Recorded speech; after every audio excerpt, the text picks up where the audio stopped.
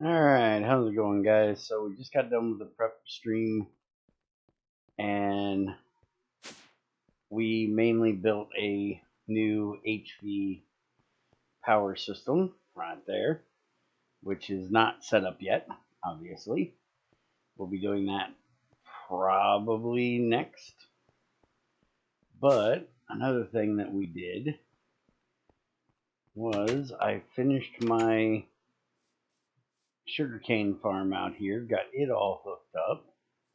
Actually managed to get some sticky reed, so we'll be able to automate rubber production. And as of right now, everything just comes in here and gets dumped into the shredder because I hooked the two fields together. Well, we're going to be changing that because I was looking at it, and sugarcane, if we run it through the squeezer, we get a 40% chance of plant remains, and we get 100 liters of Reedwater. And 100 liters of Reedwater is almost enough to do one thing of solids, which will give the exact same thing as our honey here is giving. And that's automated where, well, this isn't. So rather than have to change the pipes around, what we're going to do is grab a couple barrels, and we're going to split the two things because we're only going to be getting sugarcane and wheat. Now I know I have barrels in here. There we go. So we're just going to grab two barrels.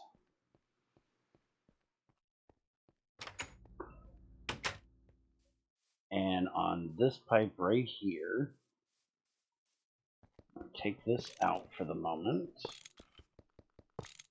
which I can actually change that over to brass because I honestly do not need it to be black bronze, so I may do that here in a moment. But I'm going to take that off of there, and I gotta go grab some brass pipes.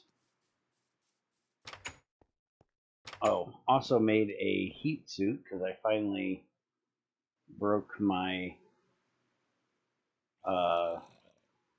pincers and almost died trying to pick up tungsten steel, so I now have a heat suit. What is it I'm doing? Oh yeah, I'm grabbing pipes. That's what I was doing. I guess I better get my sword out here because occasionally we have some friends join us, and it has to be two of you villager guys. Means my inventory is going to be full of crap. Alright, so we're going to do that, and there.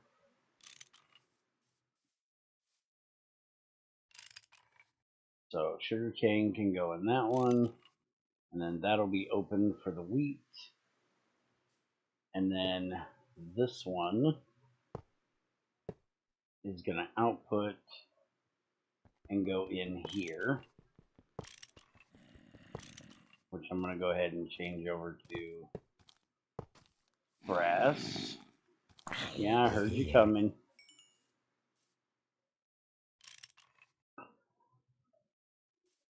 Alright. Let me get these pipes changed over, and I'll be right back. Alright, so I got the piping done. It looks horrific, as most of my piping does. But we can now do this and that. And that will tell both of them to output the inventory below. So the wheat will go in here, as it has. This will go on as soon as that detects that it's there. Technically, what I'm going to do, actually, now that I think about it, we do not need that anymore because we now have a place for it outside to get stored. Vanilla chests don't instantly detect, but GregTech barrels, chests, and pipes do. Plus, with the pipe, it's pumping it in, so the machine doesn't have to detect that it's there. But now it'll just instantly run. And what I can do is this here is for other things. I might put another one up there because that's for other solid stuff to go into the fermenter. But I may put another one up here just for anything that I want to shred down to plant matter. And eventually I may have, nut matter and fruit matter, stuff like that. But we're going to now get rid of this. And if I remember correctly, I think it's a screwdriver.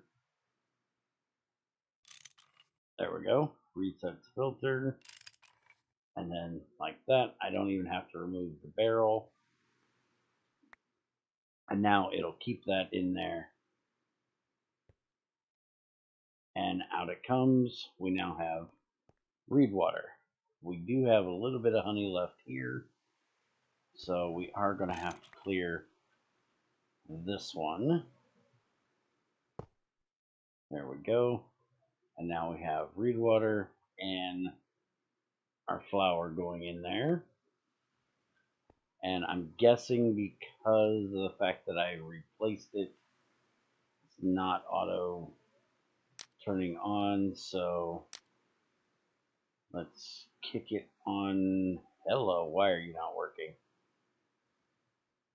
Reedwater, fermenter. Yeah. Okay, what's your problem? We might have an issue here.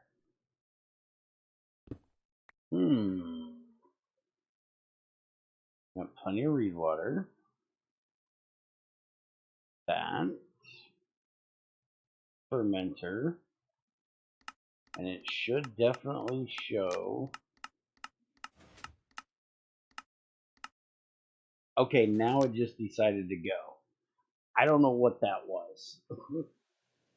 To be honest, I have no clue. But there we go. It's now running. Now we have our plant remains that are stuck in the squeezers because out here we have our blocks of beeswax. So now what we need to do is instead of running these out to here, we need to run them back to where they go into there.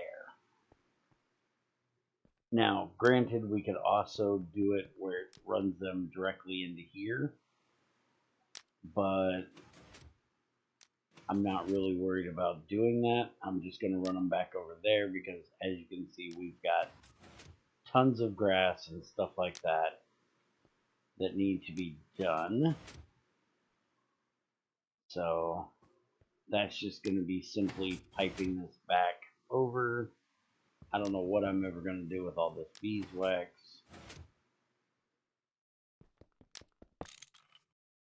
But we're just going to take out these two pipes here. And then we'll run them up and over top, basically right here. And we'll just run that over and into the side of here because that's the only thing that's going to be coming out. And then that should keep everything going as we get more Reedwater, and that squeezes really nice and fast too. So, but yeah, that should keep us on biomass so we can keep this thing running a bit more often, which will keep us in distilled water a bit better, because I was kind of worried about that. I am going to put an emergency dryer in that if I get low, because my main water comes from my dryer inside, and if I'm not processing anything, I don't get the distilled water. But with this running, which is going to be running pretty much on off constantly, which I should do a if and or if thing here. I don't know what to call it, but basically where it detects how much is in this pipe,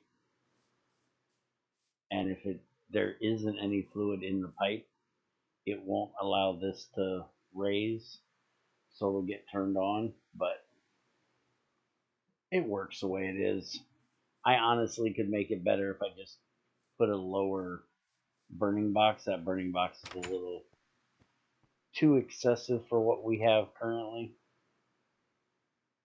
But yeah, that's what we're doing. I'll go ahead and get these pipes changed over and get that all rerouted. And I will see you guys next time. Have a good one.